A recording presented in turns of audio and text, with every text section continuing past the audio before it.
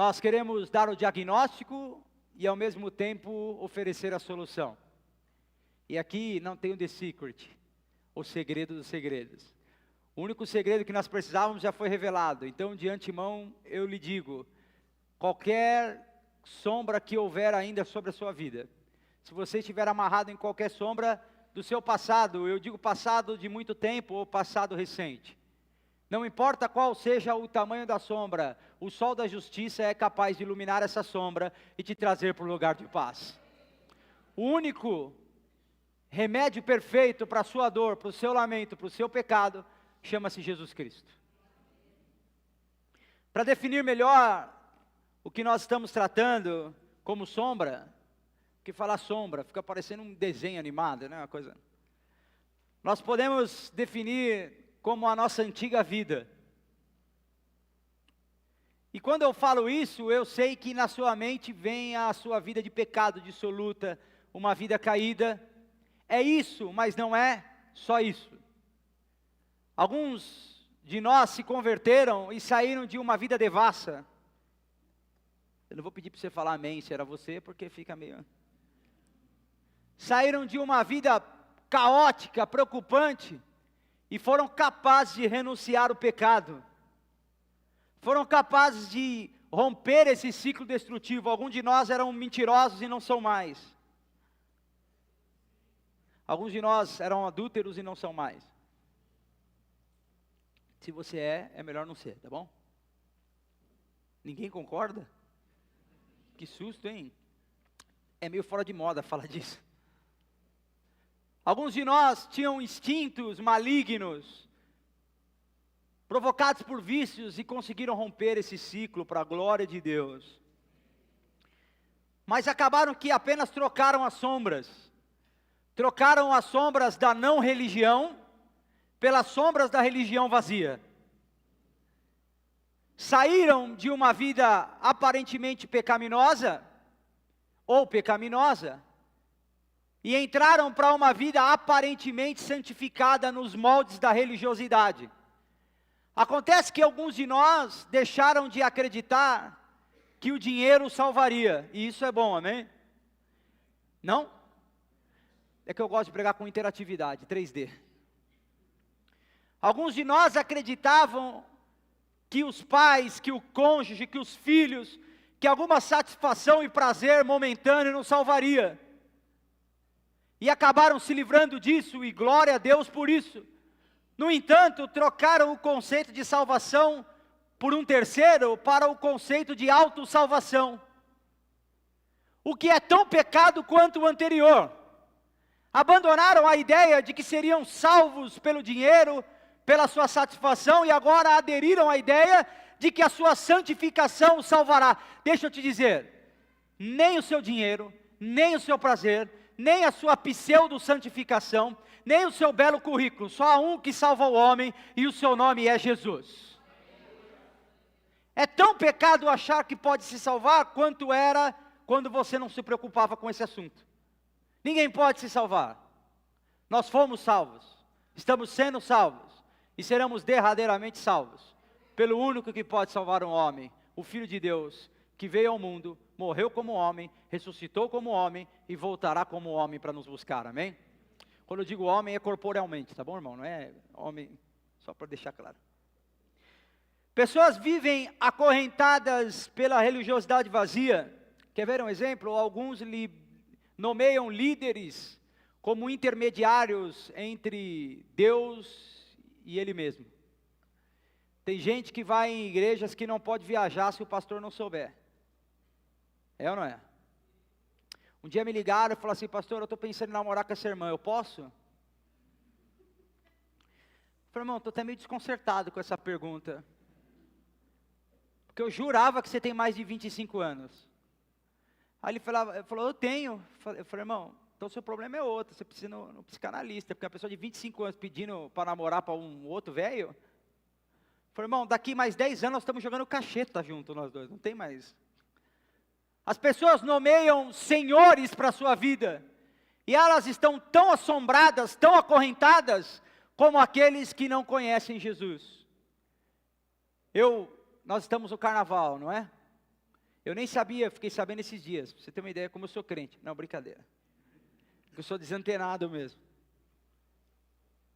E algumas pessoas falaram, você viu, lá o Senhor é o rei momo. Nossa, irmão, que pecado horroroso. E na sua igreja que o Senhor é o apóstolo? E na sua vida que o Senhor é a sua própria vontade? E na sua vida que o seu Senhor é a próxima viagem? É o próximo empreendimento? É a próxima conquista financeira? Ah, você está amenizando o rei momo? Não, eu estou dizendo que tanto aqueles que esperam no rei momo, quanto aqueles que esperam nas suas próprias conquistas, estão igualmente condenados. Só há uma esperança real para o homem, só há uma salvação verdadeira para o homem. Não está no carnaval, não está nas nossas próprias conquistas, está na cruz do Calvário, no sacrifício de Jesus, no sangue santo vertido por nós. Nem nós nos salvaremos, nem ninguém nos salvará. Tudo isso é sombra, apenas o sol da justiça, é quem nos ilumina para a eternidade.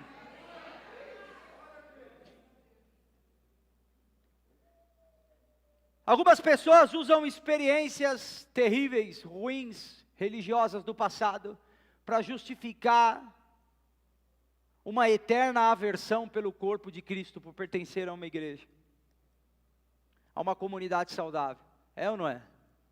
Tem gente que teve muitas decepções no passado, e agora eu não consigo ir em igreja nenhuma, pastor, porque eu me decepcionei muito lá atrás. Irmão, ninguém tem culpa de você não saber escolher igreja. É ou não é? Se você foi levado quando criança, tudo bem. Mas se você já adulto decidiu frequentar uma igreja ruim, as outras igrejas, nós não temos culpa das suas péssimas escolhas, irmãos.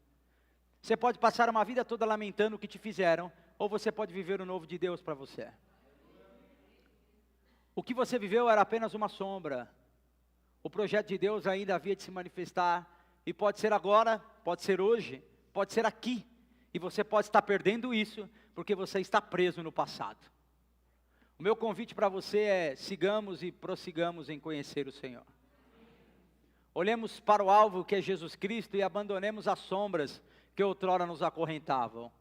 Olhemos para a eternidade e que nós permitamos que o Senhor faça uma grande obra em nosso coração, a ponto de o passado não doer mais, a ponto de nós olharmos adiante e perceber que a nossa cura plena, total, indizível está em Jesus, amém? Amém? Eu não quero aqui trazendo um sermão espada. Sabe qual é o sermão espada? Longo e chato. Eu quero ser objetivo, mas eu acho importante contextualizar, porque no primeiro domingo nós falamos a respeito de Hebreus 2, e hoje nós demos um salto gigantesco por conta do tempo, é óbvio, é um mês para falar de Hebreus, nós pulamos para Hebreus 8, e eu considero importante pontuar algumas coisas que foram faladas nos capítulos anteriores, para que você esteja familiarizado com o tema que nós vamos tratar. No capítulo 3, fala sobre a plenitude de Deus, reitera a superioridade de Jesus com relação a Moisés. Se por um lado Moisés foi um homem chamado para libertar e direcionar o povo por algum tempo, repita comigo, algum tempo. Jesus é o Deus por qual nós fomos chamados para ser libertos por todo o tempo. O capítulo 3 vai nos ensinar que Moisés foi um homem importante, participativo, que teve a sua relevância, mas que, assim como todos os outros homens que passaram na sua vida, quando eu digo homens, a sua vida, é as pessoas, os seres humanos importantes que passaram, eles simplesmente se foram. Apenas um dura para sempre, o seu nome é Jesus. Moisés foi chamado para ser um libertador pontual, e Jesus um libertador total. Dá para entender? Moisés tem uma missão, liberta o povo do Egito. Jesus tem uma missão e nos liberta para sempre de todas as trevas. No capítulo 4 fala sobre a superioridade de Jesus com relação a Josué. E é no capítulo 4 que fica evidente quanto o homem é transitório. Porque se no capítulo 3 nós estamos falando de Moisés e no 4 de Josué, quer dizer que nós não estamos falando ainda de Moisés, sabe por quê? Porque ele morreu. E agora nós estamos falando de Josué. E se Jesus era maior que Josué, que Moisés também é maior que Josué. os homens morrem, os homens passam, os homens falham, os homens nos deixam, mas Jesus permanece justo e fiel para sempre. No capítulo 4 existe uma reiteração do estímulo. Lembra que eu disse aqui, quem estava aqui no domingo passado? Eu disse que aquele povo estava pretendendo, estava com o coração chateado, porque havia muita perseguição. Os filhos daqueles homens haviam sido passados à espada, o governo perseguia a igreja, e eles estavam pensando em deixar o sistema cristão e voltar à velha vida para poupar os seus parentes daquela perseguição. E o capítulo 4 de Hebreus é um estímulo, dizendo o seguinte: olha, nós vimos algo perfeito, algo pleno, celestial, e nós não podemos deixar isso por conta das perseguições. O escritor de Hebreus está dizendo: continue adiante, logo o Senhor os livrará. E eu quero aproveitar para dizer para você a mesma coisa: as perseguições virão, as injustiças acontecerão, as dores são parte da experiência da vida humana. No entanto, você não pode desanimar, olhar atrás ou considerar voltar à velha vida por conta de tudo que você está sofrendo. Olhe para Jesus e Ele na hora certa lhe salvará, lhe oferecerá socorro. E ainda que você passe uma vida inteira com um espinho na carne, quem lembra de Paulo? Paulo diz: eu pedi para o Senhor tirar o espinho da minha carne por algumas vezes. Sabe qual foi a resposta dele? Sabe? A minha graça te basta. É bom ouvir isso ou não? Sabe o que quer dizer a minha graça te basta aqui para Paulo? É não. Minha graça te basta é o jeito bonito de Jesus dizer para Paulo: não tiro o espinho. Eu preciso ser suficiente no dia da tristeza e no dia da alegria. Eu preciso que você esteja comigo no dia em que houver tribulação e no dia que houver paz. O estímulo de Hebreus 4 vale para mim e para você. Siga em frente, em dias bons, em dias ruins. Não ache que você é forte para resolver o problema sozinho. No entanto, não seja fraco para desanimar, sabendo que existe um Deus no trono, com amor e piedade, e quer resolver o seu problema, e você vai abandonar uma vida com Ele. No capítulo 5, se propõe a reforçar a necessidade do amadurecimento. Irmão, como isso é importante. O escritor vai dizer: vocês deveriam ser mestres, mas ainda são crianças. E não é pejorativo o que ele está dizendo, porque as crianças são importantes, Jesus disse, certo? As crianças são relevantes e a inocência dela é boa, e é importante que a criança seja inocente, é ou não é? Só que um homem de 30 anos, ser infantilizado, não é nada bonito, irmão. Nós precisamos chamar os cristãos à realidade. A vida não é de algodão doce, a vida é cheia de problemas, cheia de dificuldades. Nós lutamos incansavelmente todos os dias. E o que muda da nossa vida para aqueles que não conhecem Cristo, é que eles vivem desesperançosos e desesperados. No outro lado, nós vivemos cheios de esperança e expectativa no Senhor. Nós não precisamos de uma igreja infantil, uma igreja que não conhece a Bíblia, uma igreja que não tem relacionamento com Deus, uma igreja que não se preocupa com o próximo, uma igreja insensível às dores alheias. O que nós precisamos é de pessoas capacitadas, amadurecidas, que têm consciência plena de que dias difíceis virão e de que nós os venceremos em nome de Jesus e para a glória de Deus. Esse capítulo fala sobre o sacerdócio segundo a ordem de Melquisedeque. Acontece que o escritor aqui está fazendo lembra que eu disse que ele faz uma comparação sempre entre o Novo e o Antigo Testamento? Melquisedeque é uma figura sacerdotal que aparece antes do conceito de sacerdócio. Arão era o sacerdote, os da tribo de Levi seguiram com o sacerdócio em Israel, e tem pastor que acha que é da tribo de Levi. Não vou brincar porque às vezes é problema. Acontece que Melquisedeque, que é a tipologia de Jesus, ou seja, que representa Jesus, vem antes de tudo isso. Ou seja, o esquema do sacerdócio eterno já existia muito antes de Arão, muito antes de Levi, ou muito antes de qualquer homem chamado homem de Deus. Jesus é o sacerdote segundo a ordem de Melquisedeque, que sempre esteve, sempre está e sempre estará à direita de Deus, fazendo o sacrifício necessário para que nós sejamos salvos. Nós não somos salvos por sacrifícios humanos, nós não somos salvos por ofertas de sacerdotes passageiros. Nós fomos salvos pela oferta suprema, eterna, peripitória, absoluta, aquela que pode tudo, que conserta tudo, que está acima de tudo, aquela que é do sangue do Cordeiro perfeito, no qual não há equívoco. No capítulo 6, o escritor faz um apelo aos esforços dos seus leitores. Ele está dizendo, olha, uma vez aperfeiçoados, vocês precisam deixar os ensinamentos básicos. Irmãos, você lembra que eu fazia muita caixa de pergunta no Instagram? Aí eu parei, alguém esse dia me perguntou, por quê? Eu falei, irmão, eu acho insuportável responder se crente pode fazer tatuagem. Se pode ouvir música do mundo. Não é possível que nós não vamos virar esse disco e nunca. Eu não estou entrando em juízo de valor. Não estou dizendo se é errado, não. O que eu estou dizendo é que uma pessoa não pode fazer da sua vida a pauta principal, esse assunto, para sempre. Uma hora você precisa crescer e tratar de coisas superiores, maiores, que são concernentes à salvação. Dá para entender ou não? Paulo está dizendo, o escritor de Hebreus, eu sempre deixo um pouco claro. O escritor de Hebreus está dizendo o seguinte, olha, não que essas coisas básicas não sejam importantes, mas você não pode passar uma vida toda falando de coisas básicas, há coisas maiores, superiores, há coisas com mais significado para nós tratarmos aqui. Ao invés de perguntar se alguém pode ou não fazer tatuagem, nós devemos falar de como nós pregaremos para tatuados e não tatuados. De como o Evangelho de Cristo alcança divorciados e casados.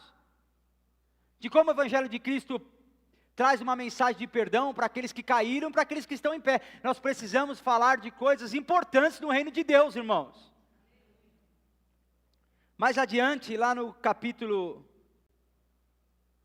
6, o escritor de Hebreus vai fazer um alto ousado. Ele vai dizer que Jesus, além de superior a Moisés, além de superior a Josué, ele é superior a Abraão. Aí tocou numa coisa forte. Talvez não para nós cristãos, mas o mundo tem 3 grandes religiões. Você sabe qual é? Eu vou começar pelo cristianismo porque me favorece. Cristianismo, repita comigo, cristianismo, judaísmo e islamismo. Das 3, só uma acredita que existe alguém superior a Abraão. Somos nós. O escritor de Hebreus estava dizendo, vocês acreditam que Abraão é o pai na fé, por conta dos seus feitos de fidelidade.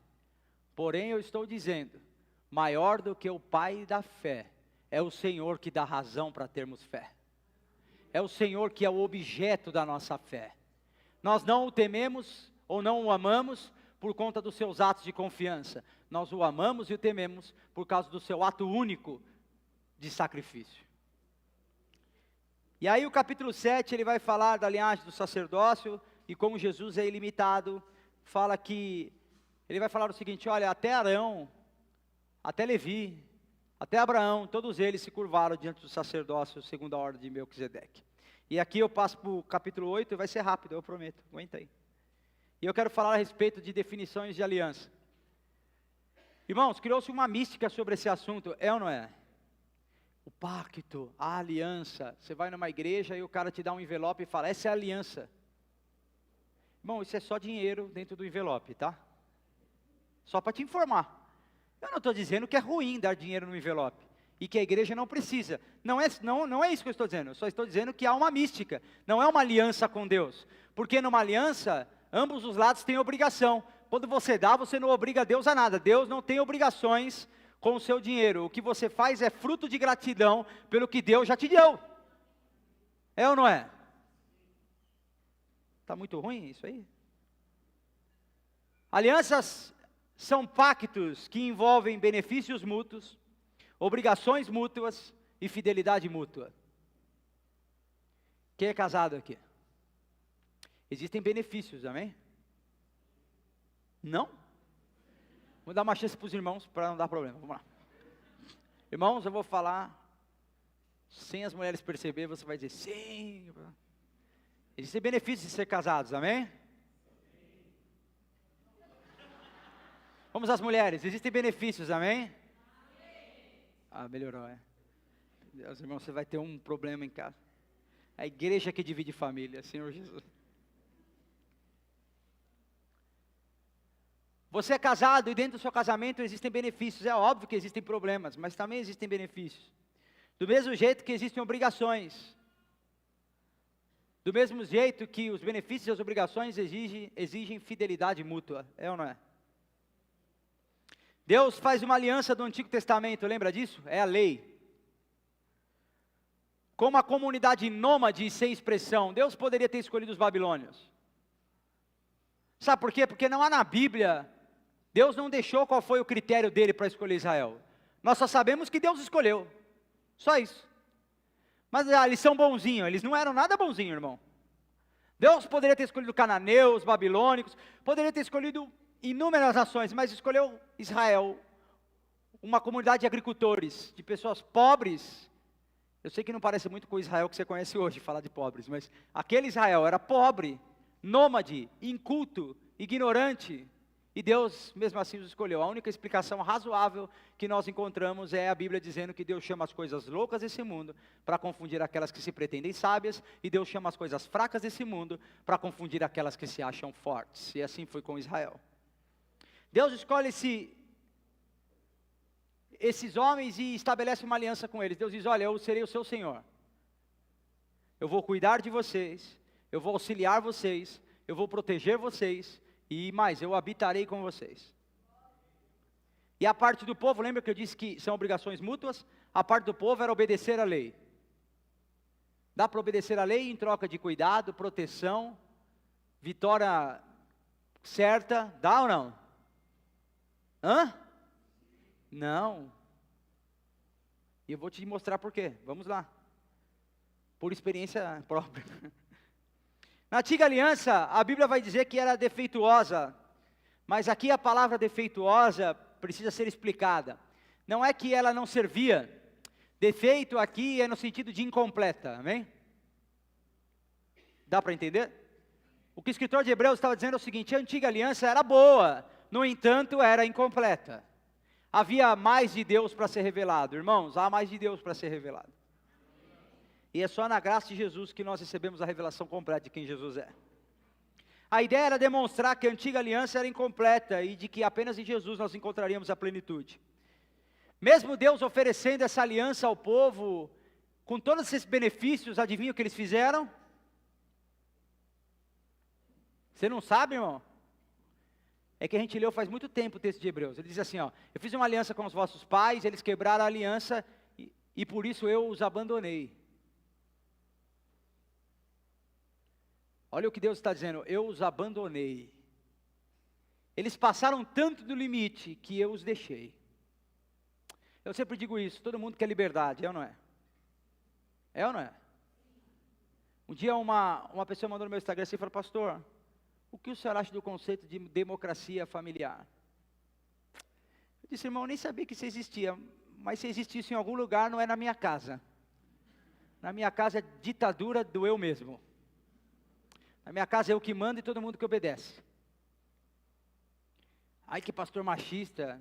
Experimenta você pagar as contas dos meninos que você vai ver se deixar escolher tudo. E é mais ou menos isso. A liberdade pode ser uma bênção ou pode ser uma condenação fatal. Se você pensa a liberdade no sentido de Deus não intervir nas suas decisões, então o que você deseja é o inferno, porque só há um lugar que Deus escolheu não intervir nas decisões, é no inferno. Dá para entender? Que bom que Deus interfere nas nossas decisões.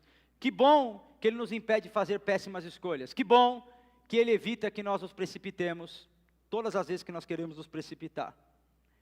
No que diz respeito à parte de Deus, essa aliança estava tudo certa, mas o homem havia quebrado a aliança. E aí, o que era bom e perfeito passa a ser condenação. O que a lei produziu. O escritor de Hebreus, eu quero... Põe Romanos 7 para mim, por favor. Hoje é o Paulo que está lá, ele sabe da Bíblia, aí vai ficar mais tranquilo. Porque às vezes eu mando para o menino tem... Meu Deus! Em Romanos 7, eu não vou ler tudo porque a gente não vai ter tempo para isso, mas você vai ter uma ideia do que era a vida sob a lei. Paulo vai dizer mais ou menos o seguinte: olha, a lei era santa, a lei era boa, no entanto eu era mau. Eu me apeguei à lei, lembra que nós cantamos aqui? E esse texto aí eu te convido a ler depois na sua casa, pode ser? Não promete que você não vai fazer, irmão. Pode ser? Diminuiu bem, você vê, né, pessoal? Basta uma reflexão, é bem rápido o texto. E Paulo vai dizer o seguinte: olha, eu me apeguei à lei achando que era boa, mas quando eu descobri que não podia cumprir a lei por conta do meu pecado, e não porque a lei era ruim, mas porque eu era envolvido com o meu pecado, aquela lei que era boa acabou apenas diagnosticando um mal irreparável dentro de mim. Aquilo que era para ser bênção se tornou minha pior maldição. Aquilo que era para me salvar, agora é um holofote em cima do meu pecado, dizendo que eu vou para o inferno. E aí ele vai te dizer: olha, o bem que eu quero fazer, e o mal que eu não quero. E ele termina o texto, põe no último versículo para mim, falando o seguinte: graças a Deus, a resposta está em Cristo, nosso Senhor. Na mente, quero de fato obedecer à lei, mas por causa da minha natureza humana, sou escravo. Próximo. É o 8. Eu pensei que passava na sequência, não é? Isso. Agora, portanto, já não há nenhuma condenação. Esses dois textos são uma definição do que nós estamos tratando aqui em Hebreus. Na antiga aliança, eu era escravo da lei que apontava o meu pecado. Eu estava sob acusação. Capítulo 8 de Romanos, eu entro na nova aliança. E agora, na nova aliança, portanto, já não há nenhuma condenação para aqueles que estão em Cristo Jesus. Veja, Paulo está dizendo: eu era condenado, ameaçado, havia o diagnóstico de uma doença grave, eu estava condenado ao inferno. No entanto, na nova aliança já não há mais nenhuma condenação para aqueles que estão em Cristo Jesus. E eu quero dizer, irmãos, a antiga aliança poderia até ser boa para doutrinar, para explicar, para instruir, mas apenas na nova aliança é que nós encontramos perdão para o nosso pecado. A lei serve para apontar, para diagnosticar o tamanho do problema que nós temos, mas apenas a graça nos liberta de todo mal, nos reveste de perdão, nos coloca em paz com Deus. É apenas pela graça de Jesus que aquele que estava condenado agora pode ler isso. Portanto, já não há condenação para aqueles que estão em Cristo Jesus. No momento que nós descumprimos a lei, nós fazemos isso, lembra que eu disse, a lei pode ser cumprida? E aí vocês disseram, sim. Agora Paulo está dizendo, só se for vocês, se eu desistir. A boa parte em tudo isso é que Deus sempre teve um plano perfeito para nos salvar. Texto de Hebreus 8:8, por favor. Em Hebreus 8:8, nós estamos caminhando para o final. Ele começa a recitar um texto que está em Jeremias 31:31. Ele vai dizer: quando Deus viu que o seu povo era culpado, disse: está chegando o dia, e diz o Senhor, que farei uma nova aliança. Jeremias 31:31. Vamos à fonte, amém? Amém? O profeta de Jeremias vivia em um tempo caótico, da quebra dessa aliança. Ele vivia em um exílio, e aí parece que é o mesmo texto, mas não é. Está chegando o dia, diz o Senhor, em que eu farei uma nova aliança com o povo de Israel e de Judá. Calma aí, só um instante. Quando nós vemos Israel e Judá, nós precisamos interpretar agora, à luz de Hebreus, como o Israel de Deus, não mais um povo, não mais uma etnia. Agora o Israel de Deus são todos aqueles que estão em Cristo Jesus, enxertados no povo de Deus. Quando fala Israel aqui em Hebreus, apenas ratifica que essa aliança que era étnica, racial, de um grupo geográfico, agora se estendeu para todos aqueles que creem em Jesus. Se você crê em Jesus, essa aliança é para você também. Está chegando o dia em que eu farei uma nova aliança com o meu povo Israel e de Judá. Pode passar. 32.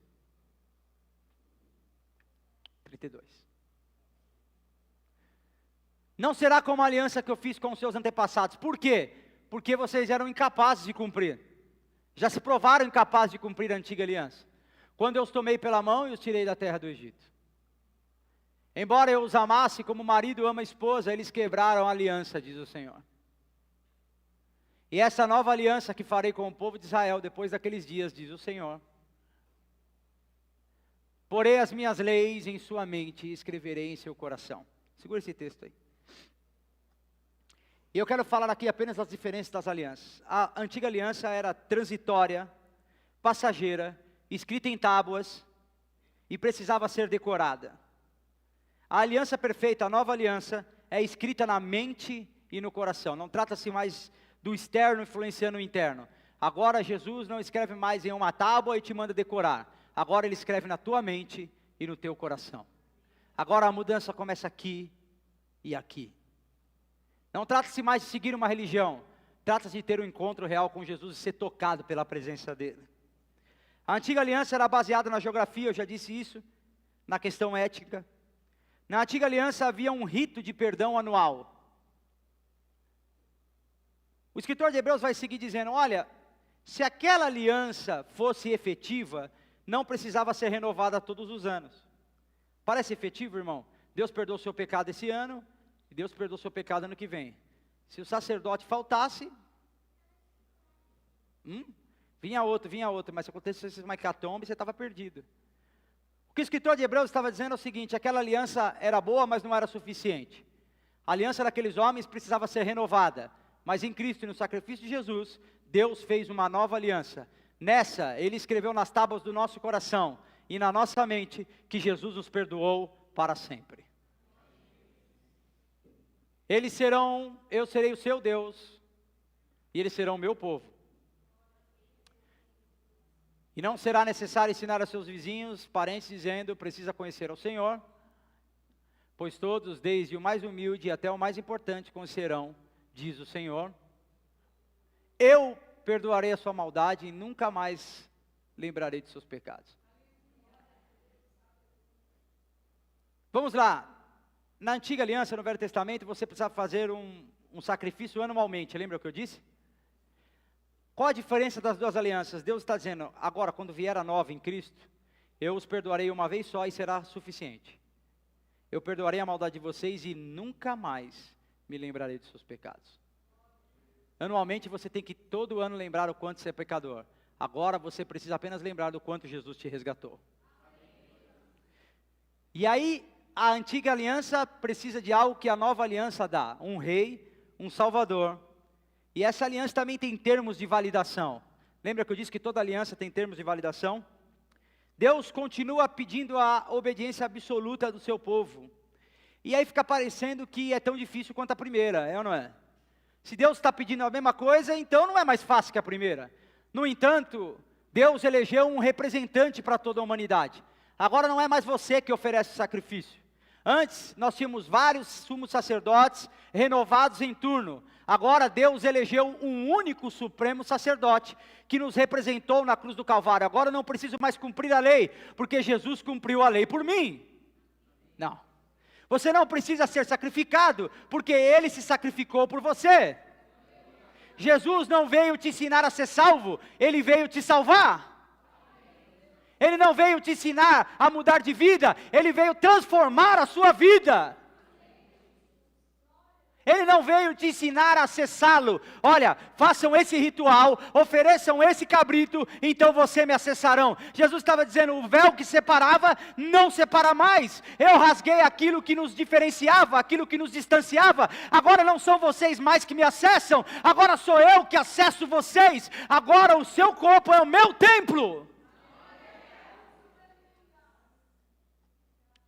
Um verdadeiro cristão não precisa mais ficar assustado com medo da punição. E sim triste, decepcionado por medo de não ser grato o suficiente para corresponder ao que Deus fez. Na antiga aliança, as pessoas tinham medo do que viria por não cumprir a aliança. Agora, nós somos movidos por gratidão, não por pânico. Eu não venho à igreja, eu não sirvo a Jesus, eu não tenho comunhão com o próximo, porque eu tenho medo que Deus me punirá. Eu tenho porque, na verdade, eu sou grato pelo que Jesus já fez. Dá para entender? Não é salvo apenas quem vier à igreja, mas os que são salvos com certeza estarão em uma igreja. A diferença entre as alianças, nós podemos ver isso no verso 13, falando que ela é transitória e a outra é perfeita, portanto eterna. Para existir a outra, e aí o escritor vai falar algo que parece assustador. Ele vai dizer o seguinte no último versículo: quando Deus fala de uma nova aliança, significa que a outra tornou-se obsoleta a antiga aliança. E aquilo que se torna obsoleto é antiquado e logo... Existem algumas pessoas por aí que dizem que o Velho Testamento caducou, é ou não é? Já ouviram isso? E a maioria delas se apoiam nesse texto. Acontece que a ideia aqui não é que a antiga aliança foi desprezada, e sim absorvida. Lembra que eu disse que ela não era defeituosa, ela era insuficiente? Logo, na nova aliança, você precisa obedecer a lei de Deus também. E agora, sabendo do problema que nós temos em obedecer a lei, Deus manda o sacrifício perfeito que obedece por nós. Dizer que Deus desprezou aquilo que Ele havia instituído é meio maluco, é ou não é? A antiga aliança tinha defeito. Deus fez alguma coisa com defeito, irmão? Quem deu a lei foi Deus? Sim ou não? Ela não era defeituosa, ela apenas fazia parte de um plano progressivo de Deus. Deus está se revelando em partes, e em Cristo Jesus ele se revela na sua totalidade. Nós não desprezamos a lei, nós apenas entendemos que aquilo que precisava ser feito já foi feito por Cristo Jesus. Está muito cansativo, né? Então tá bom, você vai receber uma bandeja de ouro. O Lucas que vai dar. É o anjo Lucas. Antes, as pessoas tinham sacerdotes que os representavam pontualmente. Agora nós temos um supremo sacerdote que nos representa eternamente. Eu quero fazer 3 aplicações gerais e nós encerraremos. A primeira é que vivemos em uma aliança onde os pecados são perdoados e mais do que perdoados, eles são esquecidos. Irmão, não seja o instrumento do diabo para ficar lembrando o que os outros fizeram. Ah, pastor, eu perdoei. Mas quando começa a discussão, o Satanás toma a pessoa, ela já taca na cara. Irmão, então você não perdoou. Pastor, eu perdoei, eu só não quero andar junto e gostaria que ele morresse aos poucos. Você sabe que isso não é perdão, né, irmão? Eu perdoei, pastor, só queria que desse uma inflamação nele. Não infecção generalizada não, só uma inflamaçãozinha. Eu perdoo, mas não tolero mais na minha casa, então você não perdoou. Vamos ser adultos, lembra o que o escritor fala? É porque não tem escritor definido, é que eu tenho uma opinião, mas não tem. Lembra o que o escritor fala? Vocês precisam amadurecer, cresçam. Vamos dar às coisas o nome que elas têm. Se você perdoa, mas quer que a pessoa morra, você não perdoou. Ah, pastor, eu só não quero mais, nunca mais ver nem pintado de ouro. Então não teve perdão, irmão. Vamos ser sinceros.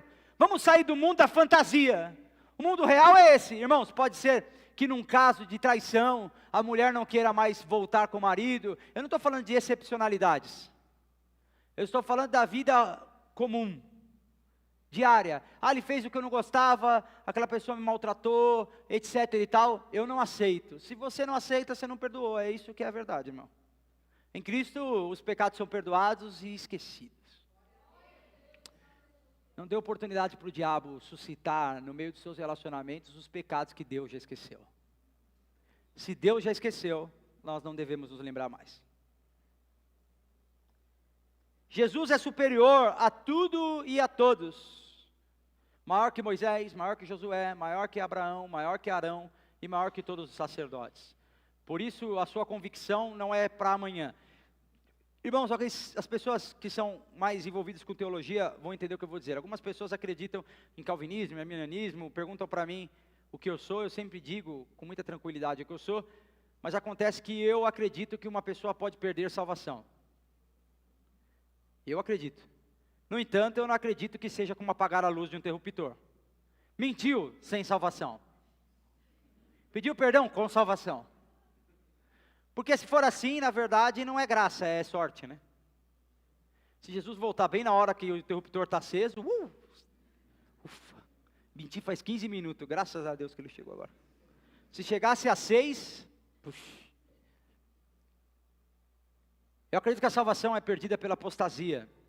Por que você está falando isso, pastor? É porque se eu digo que Jesus é o sacrifício eterno permanente, nele nós temos segurança de salvação. Pastor, mas eu pequei o ano passado assim, seus pecados são perdoados e esquecidos. você ainda tem a segurança de salvação em Cristo Jesus. Amém? Ao menos que você negue a obra de Jesus na cruz, há oportunidade para você. Ao menos que você diga, isso não serve para mim, aí você apostatou e realmente está caído. Ao menos que você faça isso, se você estiver pronto e aberto, a salvação para você. E por último, nessa nova aliança, somos movidos por amor e gratidão, e não por medo e culpa. Você não quer ninguém do seu lado vivendo com medo e culpa. Isso chama cárcere privado. Você quer um relacionamento, filhos, esposas, amigos que vivam com você por amor e gratidão, é ou não é? Esses dias eu chamei o Natanael assim, e falei para ele, filho, não tem problema você amar mais sua mãe, não tem problema você amar mais sua avó, isso não muda nada meu amor por você, isso só mostra que eu estou criando um bom homem, e que se eu morrer amanhã, tem alguém para cuidar da sua mãe, da sua avó. Isso não me inferioriza, isso me potencializa. Por que você está querendo dizer isso, pastor? Eu não quero que ninguém viva dizendo o quanto me ama, eu quero viver com alguém que me ame. Dá para entender isso? Eu não preciso viver com alguém que faça afagos ao meu coração, eu preciso de alguém que se preocupe com as minhas dores. Quando eu falo eu digo de nós. Nós não precisamos ser cortejados para sempre. Cortejo é legal, é que cortejo pode ser fúnebre, né? Os mais velhos vão entender o que eu estou dizendo. Nós não precisamos de um flerte eterno. Ah, eu gosto tanto de você, você é tão lindo, você é tão maravilhoso. A gente sabe da nossa realidade, o que a gente precisa é de um amor verdadeiro. E eu quero dizer uma coisa, em Jesus há amor verdadeiro. Jesus não só prometeu que viria como veio. E depois que veio, prometeu que morreria e morreu. E agora prometeu que voltará. E vai voltar. Esse é o histórico dele. Ele é cumpridor de promessas. Ele disse que viria, veio. Disse que morreria, morreu. Disse que ressuscitaria, ninguém achou o corpo. Disse que voltaria, logo se ele tem um bom histórico de cumprir promessas, nós estamos aguardando, amém? Vamos ficar em pé? Terminei no horário ou não? Lucas está dando uma de crente, ele fica aqui na frente, aqui, aí fica assim para mim. Agora eu pergunto se terminei no horário, que ele está em pé, está todo mundo vendo? Ele, claro, pastor. Não quero interromper a palavra. Irmãos, nós seguimos domingo que vem falando a respeito do tema Saindo das Sombras. Que você se lembre hoje que voltar, o que nós dissemos no domingo passado, que voltar à velha vida não é uma opção. Vamos dizer isso? Voltar à velha vida não é uma opção.